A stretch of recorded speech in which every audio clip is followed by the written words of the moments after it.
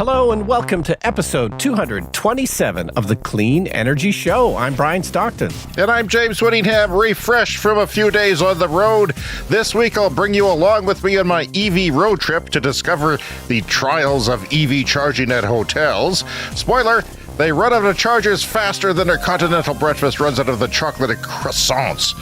Not my fault, by the way. That sounds very specific. The city of Denver has an E-Bike Voucher Program to subsidize the cost of an electric bike. The most recent release of vouchers were snapped up faster than Taylor Swift tickets. Those who failed to get a voucher were very disappointed, as was Ticketmaster, who are very angry they're somehow not making money off all this. Brian, your cotton t-shirt uses more water to grow the cotton than you will ever use to... Okay, of course you're not wearing a t-shirt today. The one time you're not wearing a t-shirt. But if you were wearing it... It is cotton. Okay. Well, your cotton shirt will use more water to grow that cotton than you'll ever use to wash it in its long life as a t-shirt. Fortunately, entrepreneurs are working to change that. Now, if they'd only get a houseplant that didn't require water, my house wouldn't be so beige. A resident of Houston used an Apple AirTag to track where her plastic recycling was going. Like a family pet that has to be put down, her plastic has gone upstate to live out the rest of its days at an idyllic family farm. All that and more on this edition of the Clean Energy Show. And Brian, I'm going to talk a bit before we get to you, okay? Because it's... Sure. It's September. We're kicking off a new season. I also want to say that this is your last chance, listeners, if you want to tell us what we will put in our Patreon, which we've talked about for years. It's finally coming one of these days sooner than later.